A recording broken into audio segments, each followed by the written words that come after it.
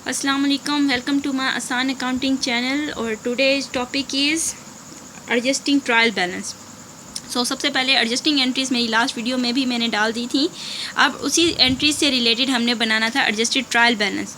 तो adjusted trial balance के लिए सबसे पहले मैं आपको बताती चलूँ कि सिंपल वाला स्केच ही है, as you know, debit side और क्रेडिट साइड और फिर उसकी पर्टिकुलर्स। जो चीज़ उन्होंने दी हुई है एडजस्टेड ट्रायल बैलेंस में, वही वाले सेम हेड्स डेबिट वाले उठा के हमने डेबिट साइड पे लिख देने हैं और सेम ही हेड्स उठा के हमने क्रेडिट वाले क्रेडिट साइड पे लिख देने हैं। और फिर इसके अलावा जो चीज़ डेबिट और क्रेडिट होती है वो हमारी एंट्रीज़ के बीच में उसकी डिटेल्स थी और उसमें जो जो न्यू आया हुआ था वो हमने बीच में डाल दिए हैं। अब कैश एज इट इज़ था 4200 के साथ कैश मेरा एज इट इज़।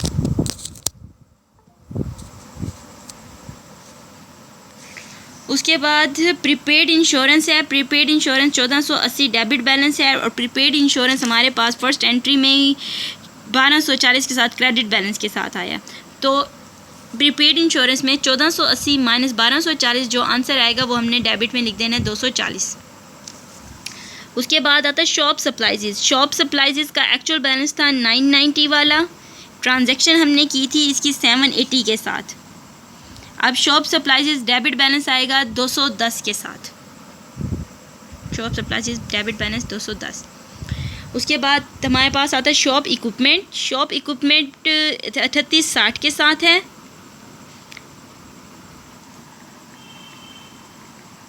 यहाँ पे देखें कहीं भी शॉप इक्विपमेंट के साथ कोई ट्रांजैक्शन हमारी नहीं की गई थी, इसी वजह से shop equipment as it is 3860 के साथ।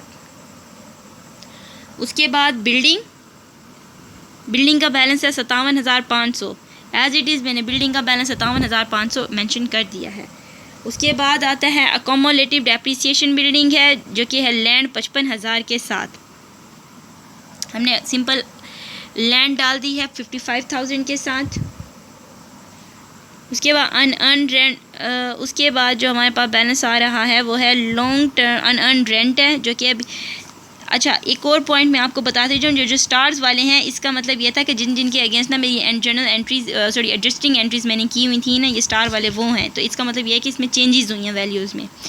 अच्छा, अब आ रहा है अनअर्न रेंट। अनअर्न रेंट है 1600 के साथ। ये हमारे पास क्रेडिट साइड पे आता है अनअर्न रेंट।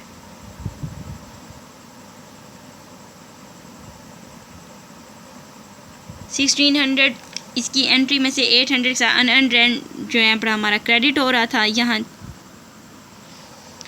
800 लेस करके जो बाकी अमाउंट होगी वो हम क्रेडिट में डाल देंगे।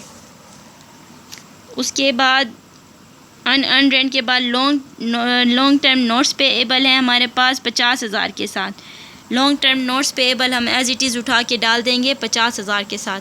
लॉन्ग टर्म नोट्स पेएबल 50,000 के साथ क्रेडिट साइड के ऊपर।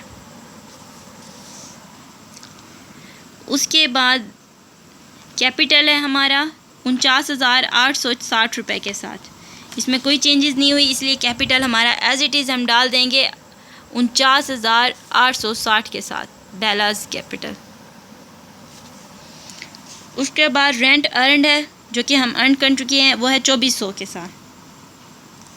यहाँ हमने ऊपर से सारा देखेंगे इन जनरल एडजस्टेड एंट्रीज़ में हमने कहाँ पे रेंट अर्नड वाली का वो किया 200 के साथ रेंट अर्नड वाली की एक एंट्री ये, और एक और एंट्री उसके ऊपर बिल्कुल सेम किया 800 के साथ। तो उसका एक्चुअल बैलेंस हमारे पास था 2400। रेंट अर्न 2400 जमा 800 के साथ फिर वो हो रहा है डेबिट हो रहा है और फिर हमारे पास प्लस हो रहा है, सॉरी क्रेडिट हो रहा है। हाँ, तो क्रेडिट मतलब बार बार जमा, इसके लिए हमारे पास आएगा 3400। फीस अर्नड हो रही है हमारे पास, वो है 23,400 के साथ। कोई और ट्रांजैक्शन हमारी फ़ीस से रिलेटेड थी भी नहीं, इस वजह से वो एज इट इज़ वैल्यू हमने उठा के लिख दी 23,400। वेजेस एक्सपेंस यूटिलिटीज़ एक्सपेंस, ये हमारे पास इनकी ट्रांजैक्शंस हुई हैं। वेजेस एक्सपेंस 3200 का था ऑलरेडी डेबिट। अब यहाँ हम देखेंगे कि हमने वेजेस एक्सपेंस कहाँ किया था एंटर, ये एंड में हमने किया था यहाँ 200 के साथ। 3200 का बैलेंस पहले था, उसमें प्लस किया हमने 200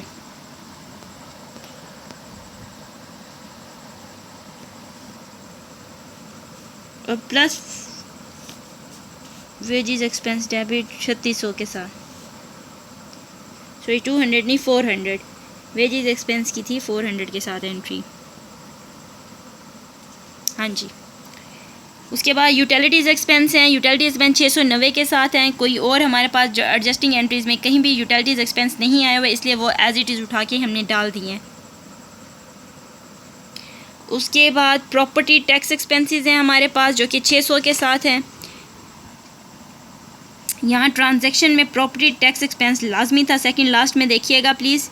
प्रॉपर्टी टैक्स एक्सपेंसेस अकाउंट 450, अब ये किसके साथ हो रहे हैं? प्रॉपर्टी टैक्स एक्सपेंस जो हैं वो डेबिट हो रहे हैं 450 के साथ। ऑलरेडी प्रॉपर्टी टैक्स एक्सपेंस 600 के साथ हैं, 600 जमा 450, तो जो सम आएगा हमारा वो हमने बीच में मेंशन कर देना है 1050 के साथ। Property tax expense 1050। उसके बाद इंटरेस्ट एक्सपेंस है हमारे पास 4350 के साथ, और इस बिल्कुल लास्ट वाली एंट्री थी इंटरेस्ट एक्सपेंस के हिसाब से 600 के साथ। 4350 में जमा 600 करेंगे तो हमारे पास 4950 के साथ डेबिट वाली साइड पे हमने मेंशन कर दी। इसके अलावा हमारे पास एंट्रीज़ में जो आता है डेबिट साइड पे डेप्रिसिएशन एक्सपेंस है, कॉस्ट ऑफ सोल है, रेंट रिसीवेबल है और है इंश्योरेंस एक्सपेंस।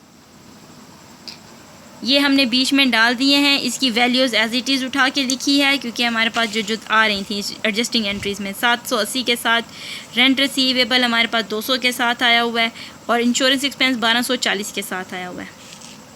उसके बाद क्रेडिट साइड पे देख लें, जो चीज़ हमारे पास मेंशन हुई है वो तो हमने डाल दिया, जो चीज़ नहीं थी न्यू थी हमारे लिए, जैसे कि wages payable, interest payable, accounts interest payable, उसके बाद प्रॉपर्टी टैक्स एक्सपेंस पेएबल, ये सेकंड लास्ट वाले, ये सारी हम लोगों ने इसमें डाल दिए क्रेडिट साइड के ऊपर विद वैल्यूज़।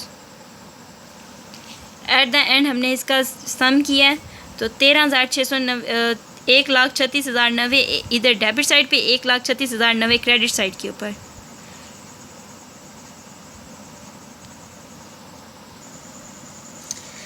अब एक दफ़ा फिर मैं इसका ओवरव्यू आपको ये बताती चलूँ। सबसे पहले आप करेंगे एडजस्टिंग एंट्रीज़ पास करेंगे, उसका अकाउंट्स बना लेंगे जब कंप्लीटली, तो फिर आप क्या करेंगे? ट्रायल बैलेंस बनाएंगे। ट्रायल बैलेंस में जो इस बैलेंस में दिया हुआ होता है, डेबिट साइड के ऊपर अमाउंट्स दी हुई हैं, क्रेडिट साइड पे जो अमाउंट्स दी हुई हैं उनको छोड़ के जो उनकी हेडिंग्स हैं पड़ी, वो हेड्स आपने एज इट इज़ उठा के लिख देने हैं।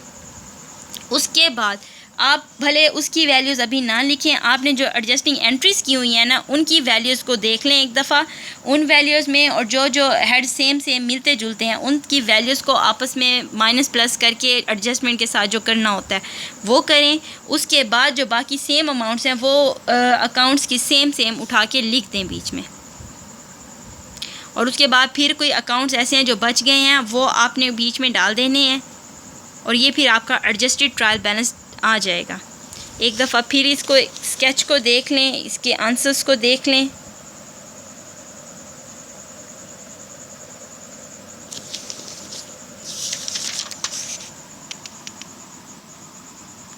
अगर कोई चीज़ समझ नहीं आती तो कंफर्म कर लें क्योंकि मेरे पास तो यही वे था।